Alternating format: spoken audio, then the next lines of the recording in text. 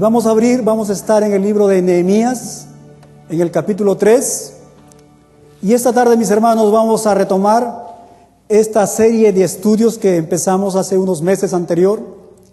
Empieza la restauración de tu vida. Ese fue el título de esta serie de estudios. Empieza la restauración de tu vida. Y mis hermanos, dijimos que Jerusalén en ruinas es la figura de una vida que ha perdido sus defensas contra el enemigo.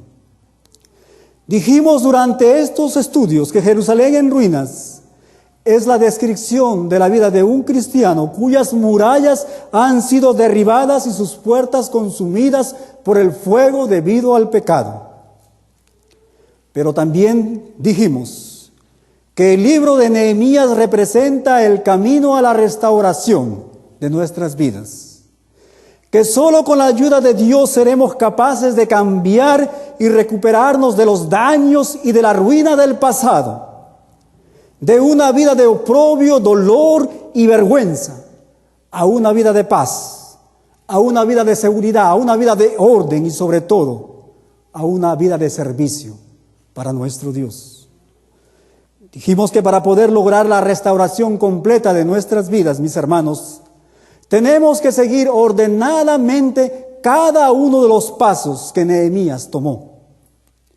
Y el primer paso que vimos fue la importancia de tener una profunda preocupación personal y que nos lleva al quebrantamiento de corazón y a una oración sincera. Y aquí aprendimos que como hijos de Dios no podemos vivir ignorando los problemas, sino más bien, por el contrario, tenemos que enfrentarlos. El segundo paso fue la importancia de actuar cuando Dios nos presenta esa oportunidad, cuando Dios nos presenta y nos abre esa puerta. Y la última vez que estuvimos aquí, vimos la importancia de examinar el daño que el pecado ha producido en nuestras vidas. En otras palabras, mis hermanos, enfrentar honestamente la realidad de nuestros pecados, de nuestros problemas.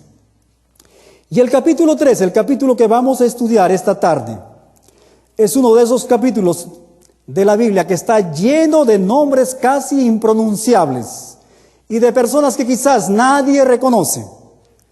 Cuando uno está leyendo la Biblia a través de ella y cuando llega a este tipo de capítulos, uno podría sentirse un poquito desanimado por ellos.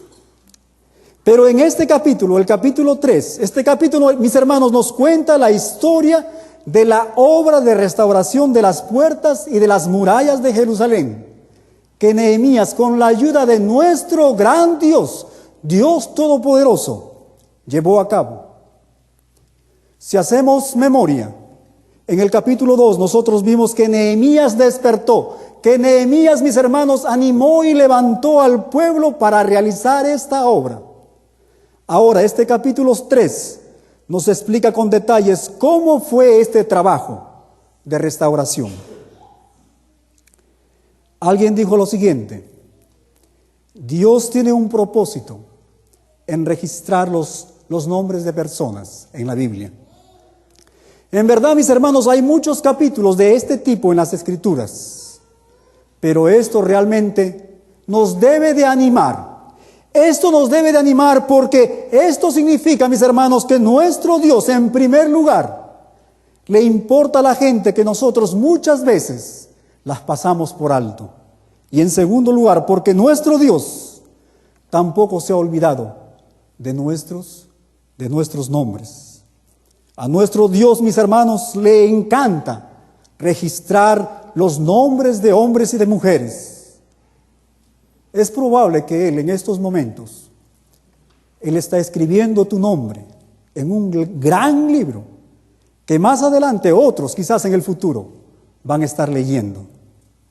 La enseñanza central, mis hermanos, de este capítulo es que en el proceso de restauración de nuestras vidas necesitamos y debemos buscar la ayuda de los demás, de otras personas. No podemos hacerlo solo. Este es un capítulo que nos habla de cooperación y de la necesidad que tenemos de organizarnos para poder llevar a cabo la obra de restauración de nuestras vidas. Este capítulo 3, mis hermanos, nos ilustra la verdad del Nuevo Testamento acerca de la iglesia, el cuerpo de nuestro Señor Jesucristo. Primera de Corintios capítulo 12, Romanos capítulo 12 y otros capítulos de la Biblia en el Nuevo Testamento nos enseña que los creyentes en Cristo Jesús somos parte del cuerpo universal, la iglesia formada por muchos miembros. Por lo tanto, nos pertenecemos el uno al otro. Por lo tanto, debemos ayudarnos unos a otros y debemos sobrellevar los unos las cargas de los otros, mis hermanos. El Nuevo Testamento nos enseña que hay dos cosas que tú como cristiano, mi hermano, ya no puedes decir. La primera es: tú no me necesitas. Alguien, mi hermano, necesita de ti, necesita de tu ayuda. Y la segunda es: yo no te necesito. Mis hermanos o mi hermano, tú necesitas de otras personas. Esta gran verdad, mis hermanos, es graficada de una manera muy dramática en este capítulo 3 de Nehemías. Y es el apropiarse de esta gran verdad que hace de una iglesia viva, que hace de una iglesia cálida, acogedora, amigable y vital. Y es el deseo de mi corazón, mis hermanos, que esto y aún más estés encontrando aquí, en este lugar. Ahora el capítulo 3 que vamos a estudiar es demasiado largo para leerlo en detalle. Así que vamos a dividir este mensaje en dos partes.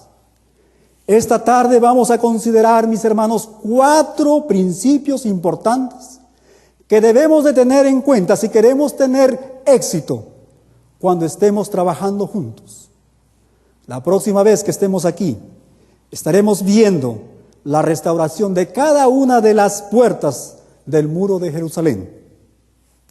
Y para tener éxito, mi hermano, en el trabajo de la iglesia, nosotros tenemos que entender que el trabajo es de todos. Como vemos en este capítulo, todo el pueblo, mi hermano, estuvo involucrado en este proyecto. Todo el pueblo se entregó por un periodo de 52 días a la restauración de las murallas y de las puertas de Jerusalén. Y esto, mis hermanos, nos enseña un principio muy importante del Nuevo Testamento: que el ministerio de la iglesia para el mundo de hoy es de todos los miembros de la congregación. Muchos tienen una idea falsa acerca de la iglesia. Ellos piensan, mis hermanos, que la iglesia es un lugar para venir y descansar, calentar bancas, pasar un tiempo sociable, pasar el rato, escuchar de vez en cuando al pastor, de vez en cuando ofrendar. Pero la idea de trabajar, pero la idea de involucrarse en el ministerio de la iglesia, mis hermanos, no entra en sus mentes. Mis hermanos, estamos viviendo tiempos en los cuales muchas personas piensan que el pastor es el único que ha sido llamado para hacer la obra de evangelismo, para hacer la obra de enseñanza, de consejería, de servicio y de restauración, etcétera, etcétera, etcétera. Debido a que muchos han caído, mis hermanos, en esta seducción, en la seducción del enemigo, y siguen este pensamiento, la iglesia de hoy, mis hermanos, está pasando por serios problemas en muchos lugares. Pero el ministerio, mi hermano, pertenece a toda la congregación. Y esto es lo que vemos en este capítulo 3. La palabra del Señor nos dice en los versículos 1 y 2. Nehemías, capítulo 3. Entonces se levantó el sumo sacerdote Eliasib con sus hermanos los sacerdotes y edificaron la puerta de las ovejas. Ellos arreglaron y levantaron sus puertas, dice, hasta la torre de Amea, y edificaron hasta la torre de Ananel. Junto a ella edificaron los varones de Jericó, y luego edificó Zacur, hijo de Imri. Mis hermanos, si nosotros analizamos estos 32 versículos de este capítulo 3, vamos a notar que todo el pueblo de Israel, todo el pueblo en Jerusalén estuvo involucrado. Los sacerdotes comenzaron el trabajo y con ellos los levitas. También se menciona una serie de gobernantes. Había porteros, nos dice la Biblia, guardias, agricultores, aún los fabricantes de perfumes estuvieron trabajando, involucrados aquí en la obra. No se nos dice qué es lo que ellos hicieron, pero aún sus manos finas fueron usadas para la restauración de las murallas. Se nos dice que había joyeros, comerciantes y personas que servían en el templo. Aún las mujeres, escúchenme bien, varones, aún las mujeres estaban directamente involucradas. Mira lo que dice el versículo 12. El versículo 12. La palabra del Señor nos dice: junto a ellos, dice, restauró Salum, hijo de Aloes, gobernador de la mitad de la región de Jerusalén, él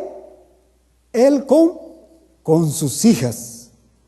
Por supuesto, mis hermanos, que las esposas de estos hombres hicieron lo que las mujeres saben hacer o han hecho a través de todos los tiempos: cocinar los alimentos, servir la comida y mantener a los hombres fuertes en el trabajo.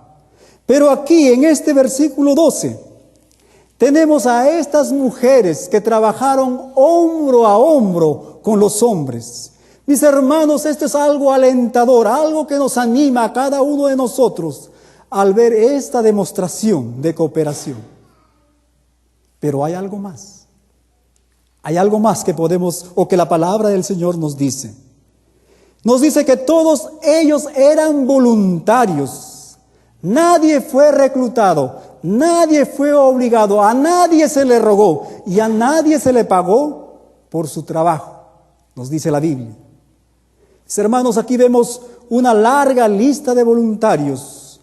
Algunos eran residentes de Jerusalén y otros habían venido de otros lugares, de otras ciudades. Se nos habla de Jericó, de Tecoa, de Mizpa y otros pueblos de alrededor de Judea.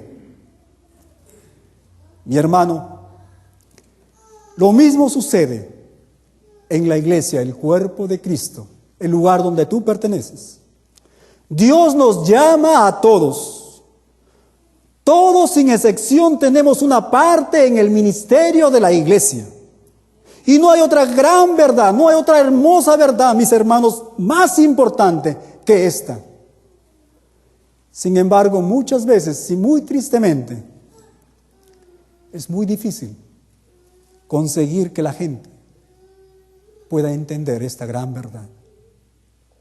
Mi hermano, ¿está ya tu nombre registrado en el libro de voluntarios del ministerio de la iglesia? Para tener éxito en el trabajo de la iglesia, mis hermanos, tenemos que entender que el trabajo es de todos y, en segundo lugar, que el trabajo es coordinado. Si nosotros vemos estos 32 versículos, a lo largo de ellos, a lo largo de este pasaje, vamos a encontrar estas frases: junto a, al lado de, inmediato a. Y se mencionan, mis hermanos, no solo a los que trabajaron, sino también a los que no trabajaron, a los que no ayudaron en esta obra. Mira lo que dice el versículo 4 y 5. Nehemías capítulo 3, versículos 4 y 5. La palabra del Señor nos dice así: junto a ellos restauró Meremot, hijo de Urías, hijo de Cos, y al lado de ellos restauró Mesulán, hijo de Berequías, hijo de Mesazabel.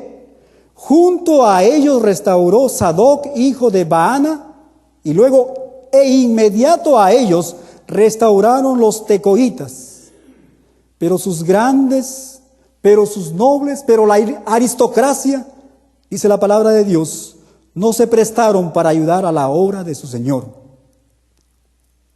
¿Sabías, mi hermano, que nuestro Dios también registra el nombre de las personas que no trabajan, de las personas rebeldes? Mi hermano, cuando tú no asumes tu responsabilidad, Dios también escribe tu nombre en una lista de los rebeldes. Pero el resto del capítulo nos dice que el pueblo, todos ellos, el resto del pueblo, todos ellos trabajaron, dice, en conjunto y en coordinación. Ellos se ayudaron, mis hermanos, unos a otros, debido al gran número de personas que trabajaba en el muro. Era imperativo, era de suma importancia que todos trabajaran de una manera coordinada y con una misma mente. De otra manera, la muralla no sería uniforme y no sería una defensa fuerte, impenetrable. Sin embargo, cada sección de la muralla, de los muros de Jerusalén, era un poco diferente. ¿Sabes por qué? Porque cada sección de la muralla fue restaurada, fue construida por diferentes personas, por diferentes familias, con diferentes características y diferentes habilidades. De la misma manera, mi hermano, debe ocurrir en la iglesia. El trabajo debe ser hecho con una visión y una mentalidad, con la mente de nuestro Señor Jesucristo. Cuando los creyentes trabajamos juntos así, de esta manera, mi hermano, con una misma mente, pero al mismo tiempo, cada uno de nosotros usando sus propios dones y habilidades, y hacemos el trabajo de una manera coordinada, la obra de nuestro Dios se hace de tal manera, mi hermano, que va a traer y va a glorificar el nombre de nuestro gran Dios. En 1 Corintios, capítulo 12 y el capítulo 14, el apóstol Pablo compara a cada uno de nosotros, los cristianos, con los miembros del cuerpo humano. Y como todos nosotros sabemos, cada miembro es importante y cada miembro tiene una función especial que realizar. Mira lo que el apóstol nos dice en Efesios capítulo 4, versículo 16. Efesios capítulo 4, versículos 16.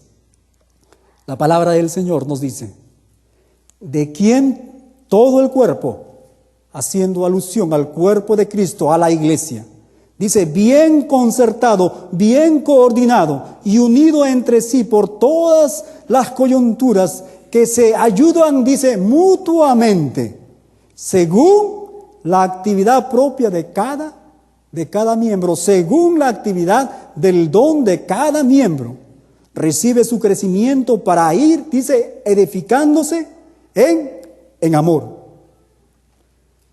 Algunos, mis hermanos, piensan de la iglesia como una pirámide, con el pastor en la parte de arriba, haciéndolo todo. Otros piensan de la iglesia como un autobús, como un bus, conducido por el pastor, llevando a toda la congregación al lugar donde Él quiere. Pero nuestro Dios, mis hermanos, Él quiere que veamos a la iglesia como un cuerpo, donde cada miembro, bajo la dirección de la mente de Cristo y trabajando de una manera coordinada, hace su parte y edifique. Nuestro Dios se agrada cuando ve a su pueblo, cuando ve a su iglesia trabajar en conjunto, en un acorde, con un solo corazón, con una sola mente. Nuestro Dios, mis hermanos, Él nos va a poner en situaciones en las que tenemos que trabajar juntos, en situaciones en las que tenemos que aprender a liderar, en situaciones en las que tenemos que aprender a seguir a nuestros líderes, en situaciones en las que tenemos que trabajar de una manera coordinada. Ahora, si recordamos, la muralla, el muro era continuo, las murallas que protegían a esta ciudad de Jerusalén, era continuo. Cualquier brecha, cualquier abertura, cualquier grieta podría comprometer su estructura. Por lo tanto, mi hermano, escúchame bien, cada sección del muro era muy importante. El muro, mis hermanos, nunca lograría su función de ser una fortaleza, de dar protección a los habitantes de Jerusalén: si alguien en lugar de construir decide no solo no trabajar, sino destruir lo que ya se había construido. Lo mismo sucede, mis hermanos, en la iglesia. Tu trabajo juega, mi hermano, un rol muy importante. Todos nos necesitamos unos a otros. Mi hermano, ¿cómo está? ¿Cómo está esa sección del muro que Dios te ha dado para que edifiques? ¿Está coordinadamente unida a la de los demás? ¿A la del hermano? ¿O hay una brecha? ¿O hay una grieta? ¿O hay una abertura? Mi hermano, ¿estás trabajando en el ministerio de la iglesia? ¿O estás destruyendo lo que el hermano ya ha edificado, ha construido? Para tener éxito en el trabajo de la iglesia, mis hermanos, tenemos que entender que el trabajo es de todos, que el trabajo es coordinado, y en tercer lugar, que el trabajo comienza en el hogar. El trabajo comienza en nuestras casas. Mira lo que Nehemías capítulo 3, versículo 10 nos dice: asimismo restauró junto a ellos, y dice, y frente a su casa, Jedaías, hijo de Arumaf, y junto a él restauró Atus, hijo de Hasabnías. Mis hermanos, 5 veces en este capítulo 3 se nos dice de ciertas personas que trabajaron en una sección justo frente a sus casas. Es muy importante, mi hermano, prestar atención a la obra de Dios en nuestros propios hogares.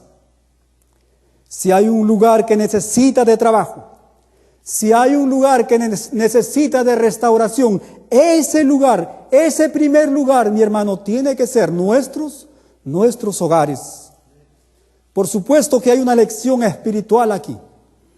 Y esa lección, escúchame bien, el servicio cristiano tiene que comenzar en casa. Tiene que comenzar en nuestros hogares. En las clases de discipulado, nosotros tenemos una expresión, una frase, que la usamos una y otra vez, porque sabemos, hermanos, de la importancia de esta gran verdad. Matrimonios fuertes, hogares, familias fuertes, iglesias fuertes y una sociedad transformada e impactada por el Evangelio de nuestro Señor Jesucristo a través de su iglesia. Ahora es interesante, mis hermanos, ver que los nombres de las personas que restauraron, que trabajaron frente a sus casas tenían un significado. El nombre de ellos tenía un significado muy especial. En el versículo 10, por ejemplo, se menciona a Jedaías, y su nombre, Jedaías, mi hermano, significa el que clama a Dios. Y nuestros hogares, mi hermano, deben ser esos lugares de oración. Debe ser un lugar donde toda la familia se reúne para clamar a Dios. Y en el versículo 23 se menciona a Benjamín, y su nombre significa hijo de mi mano derecha, haciendo alusión, hablando de un protector. Por lo tanto, mi hermano, nuestros hogares deben ser esos lugares de paz y de protección para nuestros hijos. Y en el versículo 29 se menciona a Sadoc, y su nombre significa justicia. Nuestros hogares, mis hermanos, deben ser esos lugares donde nuestros hijos aprendan a ser honestos y sinceros, no solo a través de la enseñanza de las Escrituras, sino a través de nuestros ejemplos, de nuestras vidas. Y en el versículo 30 se menciona a Mesulam, y su nombre significa devoto, Y nuestros hogares deben ser esos lugares de devoción y de separación a nuestro Dios para su servicio. Mi hermano, la verdad que se desprende de todo esto es que el diseño de Dios, este es el diseño de Dios para el ministerio de la iglesia. Dios nos ha colocado estratégicamente en este lugar, en el lugar donde tú te encuentras. Él quiere que estemos ahí. Tu hogar, tu vecindario, tu centro de trabajo, tu escuela, ese lugar es donde tu ministerio, mi hermano, debe empezar, debe comenzar. Esta es la razón por qué es que Dios te ha puesto allí. En Juan capítulo 15 encontramos que Jesús, nuestro Señor Jesucristo, le dijo a sus discípulos que Él los había enviado. Y esta palabra, mi hermano, esta palabra enviar significa estratégicamente colocado para una misión. En otras palabras, nuestro Señor Jesucristo había puesto a los discípulos en el lugar donde Él quería que ellos estuvieran. Y esto precisamente es lo que ocurre aquí cuando vemos a estas personas trabajando en su propio vecindario. Mi hermano, yo estoy más que convencido que si todos nosotros seguimos este ejemplo, que si todos nosotros, mis hermanos, seguimos lo que hemos estudiado, yo estoy convencido que nuestros hogares, que nuestras congregaciones, que nuestros vecindarios, que nuestras ciudades, que nuestros países estarían en mejores condiciones espirituales debido a la influencia santificadora del Espíritu Santo que mora en nosotros, la iglesia. Para tener éxito en el trabajo de la iglesia, mi hermano, tenemos que entender que el trabajo es de todos, que el trabajo debe de ser coordinado, que el trabajo debe de comenzar en nuestros hogares y en cuarto lugar, que el trabajo demanda sumisión, que el trabajo demanda obediencia. Mis hermanos, se nos dice que el pueblo, que ellos trabajaron, y no solamente trabajaron, sino que ellos trabajaron hasta ver la obra terminada.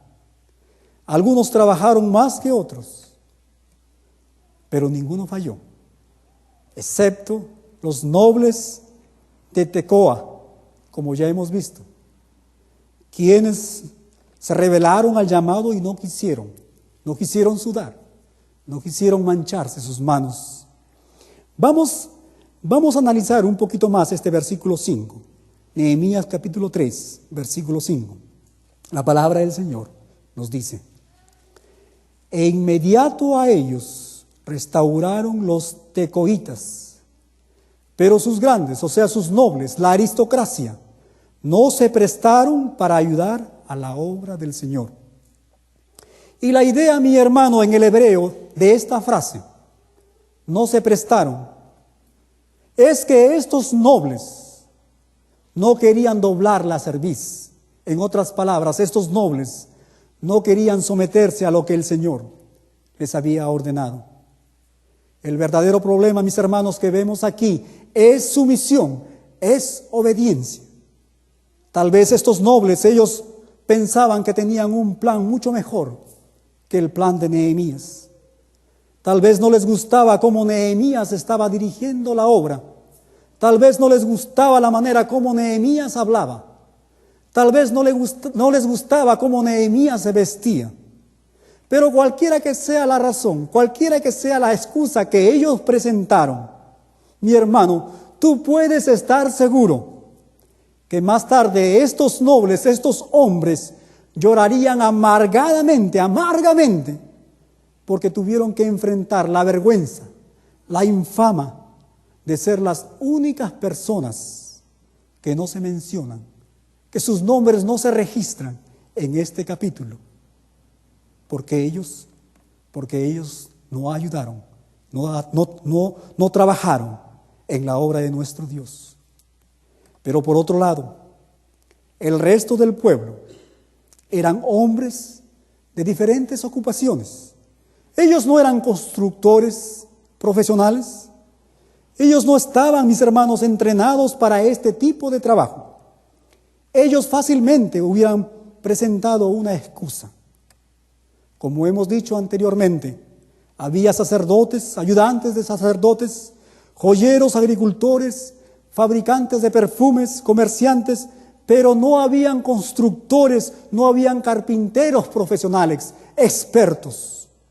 Pero vemos aquí, mis hermanos, que a pesar de la falta de habilidades para la construcción, estos hermanos, el pueblo se presentó voluntariamente y no solo comenzaron la obra, sino que ellos perseveraron y en 52 días, nos dice la palabra del Señor, que ellos terminaron esta obra. Ellos restauraron las murallas y las puertas de Jerusalén, a pesar que muchos de ellos no pensaban que eran calificados, que eran capacitados para esta obra. Escúchame bien, mi hermano. La habilidad más importante en la obra de Dios no es tu dinero, no es el apellido con que te llamas, no es tu conocimiento, no es tu inteligencia, no es tu trabajo, no es tu familia, no son tus capacidades, no es porque tú hablas bonito o cantas bonito o porque eres elocuente. La habilidad más importante en la obra de nuestro Dios es la disponibilidad, es la sumisión, es la obediencia a nuestro Señor. Aquellas personas con menos habilidades, pero que tienen una pasión y un deseo por ver la obra de Dios terminada, lograrán mucho más que una persona con muchas habilidades, con muchas actitudes, con muchos talentos, pero que no tiene esa pasión, que no tiene ese impulso para la obra de nuestro Dios. Nuestro Dios, mi hermano, Él no usará al que tiene más habilidades, al que está más preparado.